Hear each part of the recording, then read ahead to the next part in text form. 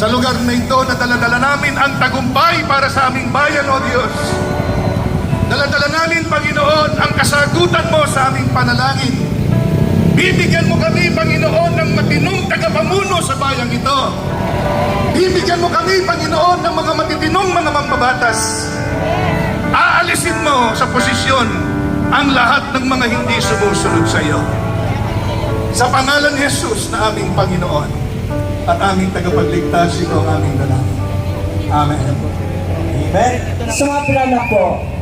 At sana naman po magising na ang ibang mga kasamahan natin, ang mga ibang tambayan, dahil baka dumating ang panahon na talagang wala na tayong Pilipinas.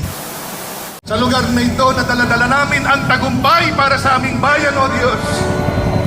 Daladala namin, Panginoon, ang kasagutan mo sa aming panalangin. Bibigyan mo kami, Panginoon, ng matinong tagapamuno sa bayang ito. Bibigyan mo kami, Panginoon, ng mga matitinong mga mambabatas. Aalisin mo sa posisyon ang lahat ng mga hindi sumusunod sa iyo. Sa pangalan ni Jesus na aming Panginoon at aming tagapagligtas, ito ang aming dalangin. Amen. Amen. So maraming salamat po, Bishop Edwin.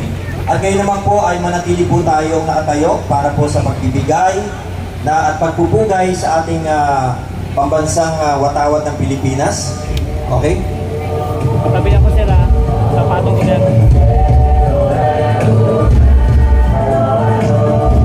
Salamat, sir. Ang pambansang awit ng Pilipinas. Kayang magiging sa sinamalan, alam ng puso sa titik mo'y buhay.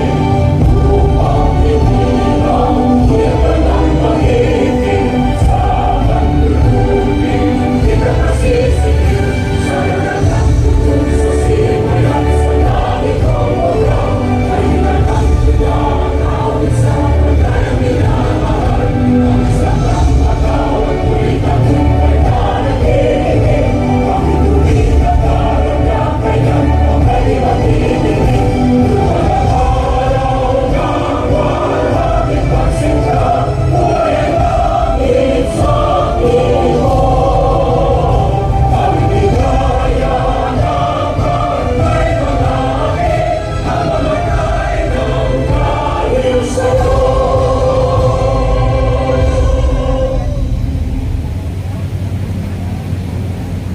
Okay. Maraming salamat po. Okay, palakpakan po natin ang ating mga panauhin ngayong araw na ito. At mamaya po ay antabayanan po natin na sila po ay magbigay ng kanilang mga pahayag at mga opinyon kung ano nga po ba talaga ang totoong ulat sa ating bayan at ano po ba ang nangyayari sa ating bayan. So, Brother Franco? Yes, partner. At alam mo naman na ang ating bansa ngayon... Pwede na po umupo. Yan. Ang ating bansa ngayon ay kinakaharapan talaga ng hindi mabigan o hindi mabilang na mga issue. At kung saan tayo po ay saksi na ang kalikasan na natin ang nagpa-fact-check kung ano ba yung pinagsasabi ng ating Pangulo. Marami po tayong witness kung paano po tayo nalilinlang ng maraming politiko at especially ang ating Pangulo. Isipin na lang po ba natin na halos lahat ng mga Pilipino sa loob at labas ng bansa ay alam po ang nangyayari na kaguluhan sa Kingdom of Jesus Christ, kung saan higit sa 5,000 pulis ang patuloy na nandoon at kinukubkob ang ating KOJC compound. Tama po yun, Brother Franco. No? At ito, ang KOJC po ay representasyon lamang no? ng sambayan ng Pilipino. Nagkataon po na sa KOJC ginawa to. Pero, ang ginagawa pong paninigil at panggigipit ng kasalukuyang gobyerno natin No, yan po ay maaaring gawin din sa buong Pilipino. Kaya nandito po tayo ngayon bilang mga tunay na maisog na Pilipino, nagtipon-tipon po tayo at nagsama-sama para po ipanawagan natin sa ating gobyernong bangat! BBM resign! BBM resign! BBM resign! BBM resign! Bangat! BBM resign! Bangat! BBM resign! Bangat! BBM resign! Bangat! BBM resign! Okay, Brother Franco. At para po formal na natin simulan ang ating programa ngayong hapon na ito, tinatawagan po natin para po sa welcome address. Walang iba ang walang kupas na ganda, si Binibining Vivian Perez.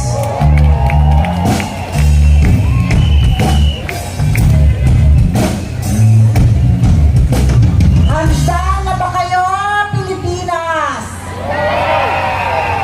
Parang hindi pa tayo handa. Handa na ba kayo?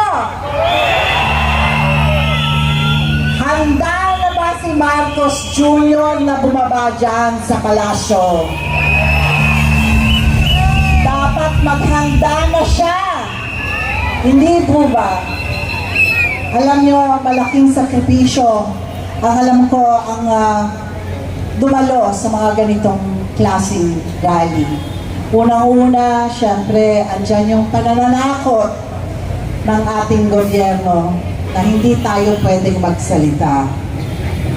At syempre, ang mga ulan, kahapon talagang may typhoon tayo at ngayon, kahit umuulan, naririto kayo. Salamat po. Alam naman po natin sa bawat patak ng ulan, yan po ang nagpapakita ng ating determinasyon na gusto na po nating mabago ang ating buhay. Sobra na po.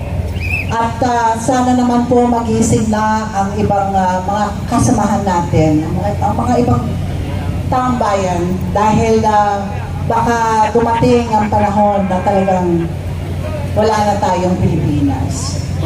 At marami pong magsasalita ngayong gabi, marami pong gustong magpahiwatig ng kanilang mga reklamo sa gobyerno, kung hindi pa po kayo nagsasawa.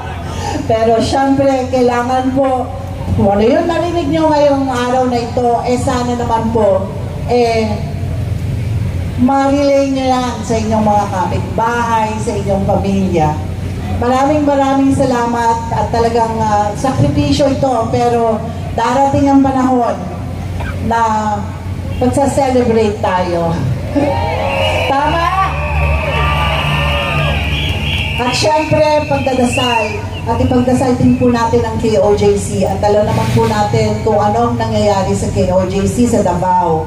At talaga namang pong wala na tayong rule of law at hindi na po sila nakikinig sa mga korte at kung kani-kanino pa.